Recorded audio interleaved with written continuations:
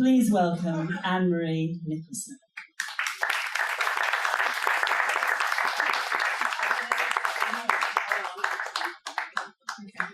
I've been working at the Toriano monthly workshops with Catherine Gallagher for a few years, and now with Elisa Kelly.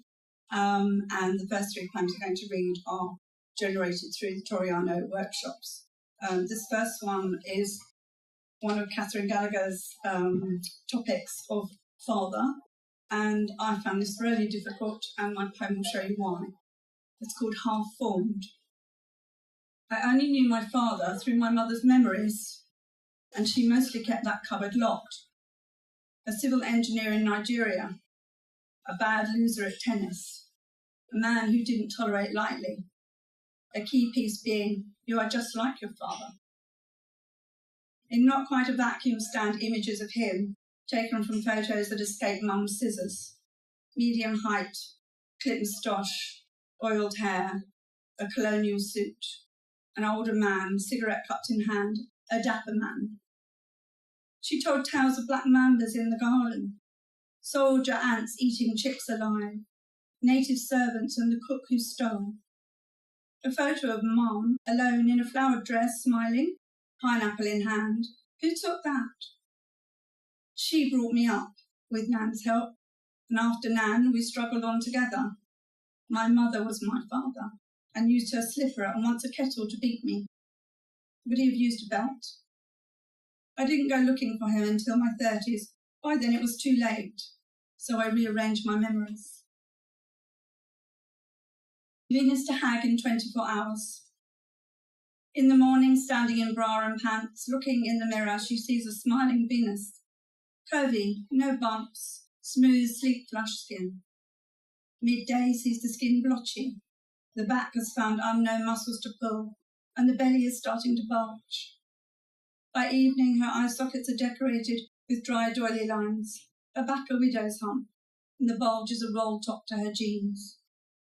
Midnight sees mildewed to the mirror's reflection, a cellulite ridden hag with an overcooked face, climbing into bed, cursing age and gravity.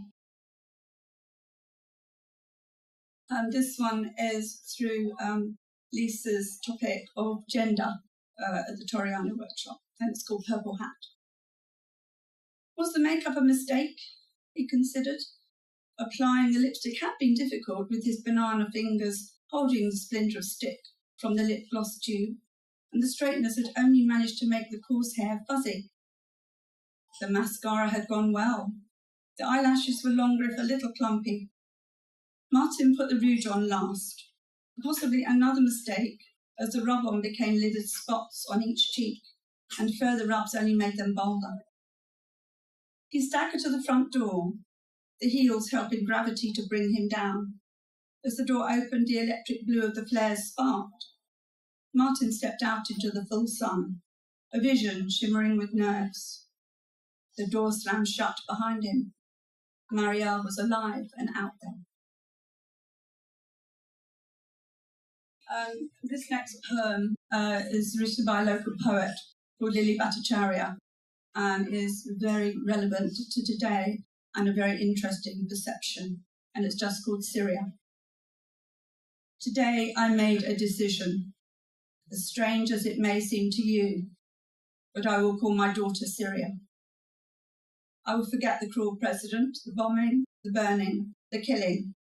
I will obliterate the terror of the battlefield from my memory, and I will call my daughter Syria.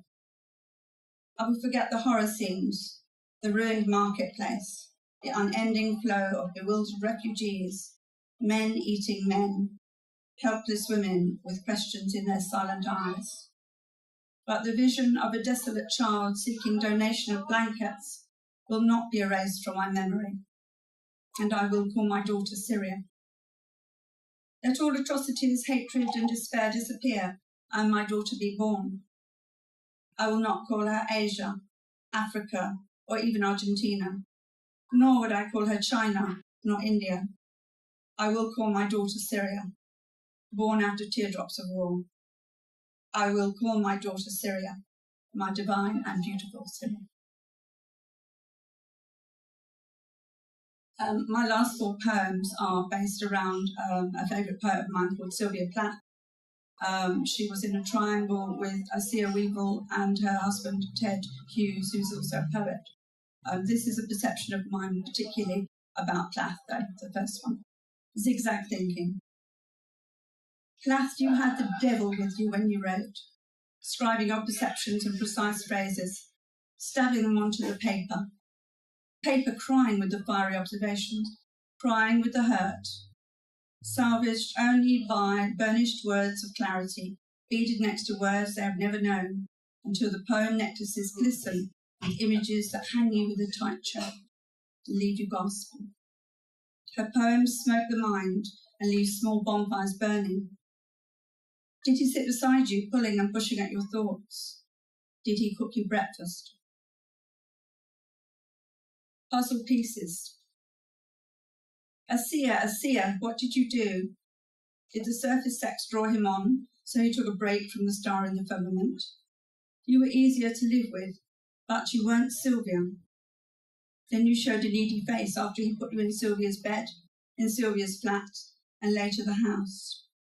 Still learning the man you loved, lost the ghost as he turns the pages of her book, never to grow old or lose her bright gleam. Morphed into the good but troubled wife, the one who is held and praised. When did it dawn on you, who seemed so lovely and sure of herself, that your life was hers, but without the love of Ted or of the public? When Ted moved away riding Ariel, you knew she would crow, and her shadow would suffocate you. Is that what happened? The seeping guilt for that costly kitchen kiss. And what of the child you took with you? Was it so she would never know what you did, nor be as tainted? This poem is about crow poems written by Ted Hughes. It's a very dense book, it's a very dark book, but I look at it as Ted Hughes himself within the poem and within Crow himself. It's called Self-Portrait. Ted Hughes, Crow Poems. You hang on to 2 gods, loving your enemies and having all the weapons. It is a black rainbow. Crow, a life raft of creation, a survival creature, but under the brush of wings is still the crying child. Between the pages you crawl bent and empty, into crevices, out of sight, but not out of mind. Not dormant, never dormant. The poetry sliced between blighted soul and rainbow, and it finds Ted Crow still flying. And my last poem is based around these 2 books, and it's called 2 Colossi.